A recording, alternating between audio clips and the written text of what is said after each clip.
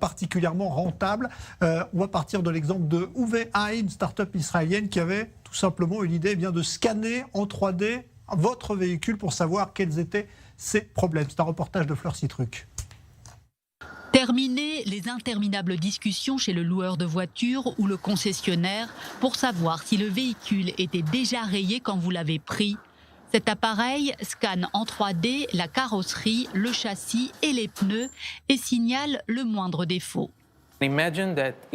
C'est l'équivalent d'un IRM pour les voitures. Il suffit que le véhicule passe sous ce portique et en quelques secondes, nous captons des milliers d'images qui sont transmises au cloud et analysées par nos algorithmes.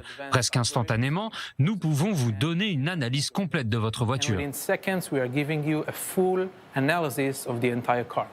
La start-up a été créée par deux frères, un ingénieur et un informaticien, qui ont travaillé 3 ans dans leur garage pour mettre au point cette technologie.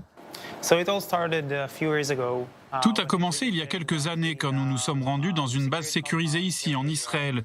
Quand j'ai voulu entrer avec ma voiture, le gardien s'est allongé sur le sol pour regarder en dessous et vérifier que je n'avais rien sous le châssis. Quand je lui ai demandé s'il voyait vraiment quelque chose, il m'a dit non, mais si quelque chose arrive quand vous êtes à l'intérieur et qu'ils vérifient, ils verront que j'ai fait mon travail. C'est là que nous avons compris qu'il y avait un problème et nous avons tenté de trouver une solution pour détecter n'importe quel objet ne faisant pas partie de la voiture. Le système combine vision numérique et intelligence artificielle.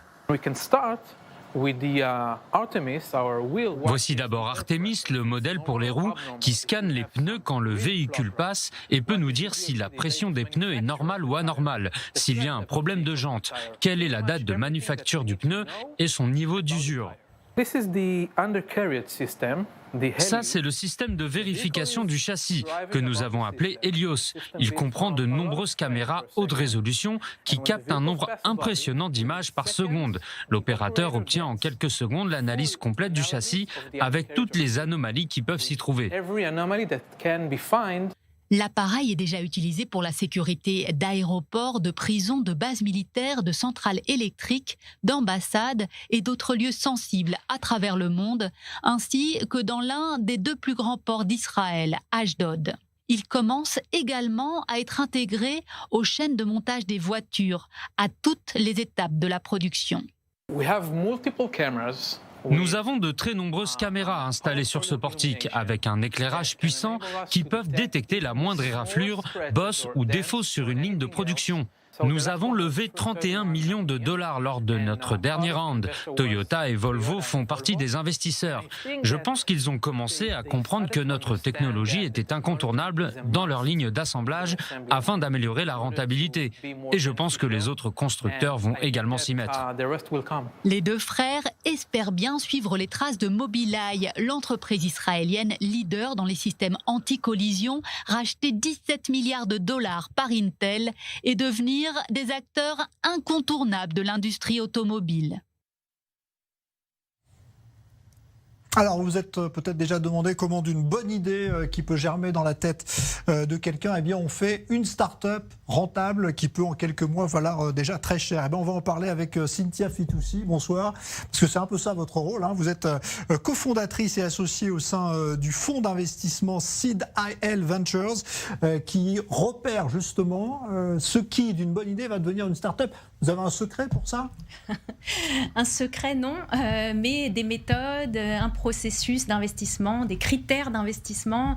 Effectivement, quand on a vu la start-up UVI, par exemple, c'est une start-up qu'on a détectée vraiment à ses débuts, lorsqu'il y avait un prototype et quelques installations comme ça. Et 2 frères, Ohad et Amir, sont venus nous voir avec cette idée et ils nous ont vendu cette promesse de se développer vraiment sur le marché automobile. Et voilà, quelques années plus tard, 100 employés, ils ont levé une grosse somme d'argent. C'est ça que vous leur ramenez en priorité, c'est-à-dire qu'ils cherchent des investisseurs souvent et vous avez les réseaux justement capables de s'intéresser. Nous, on va leur donner pratiquement la première somme d'investissement dont ils vont avoir besoin. Le premier financement, c'est la phase qui s'appelle Seed Stage ou la phase d'amorçage. Ensuite, il va y avoir de nombreuses levées de fonds où on va continuer à participer, mais au-delà de l'argent, on va aussi leur donner des contacts, on va leur donner beaucoup de valeur ajoutée, du commercial, des talents. On va vraiment les aider dans la vie de la start-up un petit peu après aussi. Qu'est-ce qui fait que justement cette bonne idée, parce que ça suffit pas toujours, qu'est-ce qu'il faut d'autre justement? Est-ce que vous regardez aussi la personnalité de celui qui vient? C'est le critère numéro 1 et ça changera pas. Parce que l'équipe, c'est vraiment le pilier, donc à savoir qui sont ses fondateurs, quel est leur parcours, quelle est leur complémentarité. Après, bien sûr, il y a d'autres critères. Quel marché ils adressent? Est-ce qu'il est suffisamment grand? Est-ce qu'il est porteur?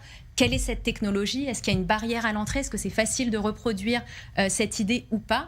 Tout ça, ce sont des critères d'investissement qui sont qu'on a développés au fur et à mesure des années.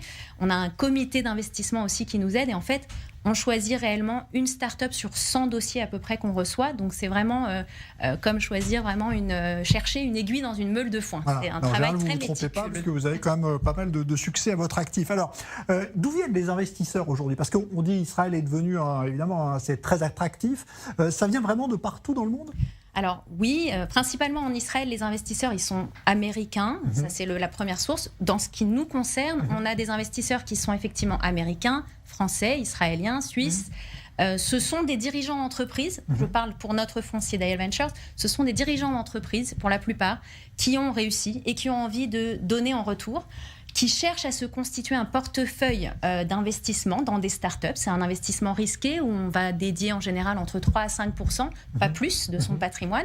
Et on leur propose vraiment un panier de startups qu'on a sélectionné pour eux. Ça diversifie. On n'investit pas dans une startup, on investit dans un panier. Et c'est ce qu'ils recherchent. C'est en ça qu'ils nous font confiance. Et on parle souvent de ces fameux exits, comme on dit en Israël, qui sont parfois faramineux.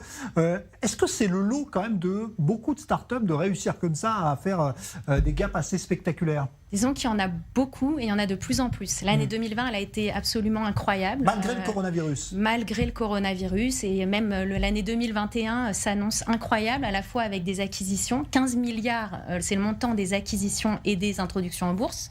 54 licornes, c'est-à-dire des startups valorisées à plus d'1 milliard de dollars. Ça représente 10% des licornes du monde qui sont issues d'Israël, ce qui est incroyable. Juste l'année dernière, il y en a eu 15 nouvelles. Et il y a des levées de fonds qui sont très importantes. Et le Covid, je dois dire que oui, certains secteurs ont souffert, bien sûr, tout ce qui est lié au voyage. Je parle des technologies liées au voyage, à l'hôtellerie, la restauration, entre autres. Bon, c'était pas le moment de venir vous voir avec un projet touristique, on va dire. Pas trop, voilà. non. Qu'est-ce qui a marché, par exemple? Ce qui a marché, c'est tout ce qui est digitalisation. Là, il y a eu une accélération qui a été complètement folle. Des entreprises qui regardaient ça un petit peu de loin en se disant il va falloir qu'on se digitalise. Là, maintenant, c'est incontournable. Donc, on a vu ça, par exemple, avec une de nos startups qui s'appelle My Interview. L'année 2019, 500% de croissance. Eux, ce qu'ils font, c'est dans le domaine du recrutement. Ils ont amené la vidéo. On en a parlé, je crois, ici même, dans le Prime, il n'y a pas longtemps, on a reçu un des dirigeants. Donc ça, c'est vous aussi. Oui, c'est nous aussi. Bon, en tout cas, merci d'être venu nous expliquer comment on aide finalement ces graines, puisque c'est le nom de votre fonds Seed Ventures. Merci Cynthia Fitoussi d'être venue dans le Prime ce soir. Merci à vous.